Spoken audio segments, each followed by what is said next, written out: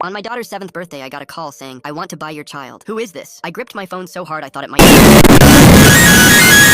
buy your child, okay? The man sounded like he was confirming a business transaction. No, the duck, you're not. But before I could say anything else, the line went dead. I jumped up from the conference table so fast my chair tipped over. My boss was mid-sentence about quarterly projections, but I was already running for the door. My hands shook as I called my wife while sprinting down the hallway toward the parking garage. Jenny picked up on the third ring, sounding stressed. "Where's Brenda? Where is she right now?" I was practically screaming into the phone. "She's in an Uber on the way home from school. I'm stuck at work with this deadline and couldn't pick her up, so I ordered her a ride. I gave them your number to call when they arrived." "Why? What's wrong?" Her voice went from confused to worried. "The driver just called and said he wants to buy our daughter. Call the police right effing now." I fumbled with my keys trying to unlock my car. Jenny started crying immediately. I could hear her telling her coworkers to call 911 while she sobbed. I tried to stay calm for her, but my mind was racing with every horrible possibility. Brenda was only 7. She just turned 7 that morning. She was tiny for her age and way too trusting of strangers. We'd just gotten her an emergency phone last month, but she barely knew how to use it. I called Brenda's phone over and over while speeding through red lights. Each time it went straight to voicemail with her little voice saying, "Hi, this is Brenda, leave a message." My chest felt like it'd explode. I kept picturing her scared and alone with some creep who wanted to traffic children. Jenny called back hysterical saying she'd given the police the Uber information and car description. It was a gray Corolla with some numbers she'd screenshot. The cops had dispatched units to look for it, but in a city this big that felt impossible. I was driving in circles around Brenda's school, hoping maybe they hadn't gotten far. 15 minutes felt like 15 hours. Every gray car made my heart race. Every kid with a backpack made me do a double take. I was about to completely lose it when Jenny called again. "They found her! They found her!" She was crying, but it sounded different. "Meet us at this address. The police have the driver and Brenda is safe." I've never driven so fast in my life. When I pulled up, there were 3 police cars surrounding a gray Corolla. My heart nearly exploded when I saw Brenda sitting on the curb perfectly fine, eating what looked like chocolate cake. She had frosting on her nose and was chatting with a female officer like nothing was wrong. The driver was a small, older man, probably in his 60s, standing with 2 other officers. He looked terrified and kept gesturing with his hands while trying to explain something. His English was clearly limited, and he kept switching to what sounded like Arabic, or maybe Farsi. I ran to Brenda and scooped her up so tight she complained I was squishing her. I kissed her so many times on the cheek, my lips went numb. Jenny arrived seconds later, and we both just held her while crying. "Daddy, why are you being weird?" Brenda asked, pulling back to look at us. "Mr. Rashid gave me birthday cake. He said his bakery made too much and it would go in the garbage. Look, he even wrote my name." She showed us the small cake with "Happy 7 Brenda" written in purple frosting. One of the officers came over and explained what they'd figured out. Mr. Rashid owned a struggling bakery with his wife. When Brenda mentioned it was her birthday during the ride, he wanted to surprise her with leftover cake that would have been thrown out. He'd tried calling to make sure it was okay with the parents first, but his limited English made "I want to give your child free birthday cake from my bakery" sound like "I want to buy your child." The poor man was mortified when he understood what had happened. Through a translation app, he kept apologizing and showing pictures of his own grandchildren. He'd been trying to do something nice and instead caused a citywide Amber Alert situation. His wife showed up and started crying too when she heard what happened. I felt so bad, but also so relieved I couldn't be mad. Brenda was safe, and some sweet old man just wanted to make her birthday special. We ended up going to his bakery the next week and buying so many pastries we fed my whole office. When my boss mentioned needing a reliable driver for airport runs, I immediately recommended Mr. Rashid. Also, I divorced my wife a year later. I don't know why she thought it was okay to put our 7-year-old daughter in an Uber.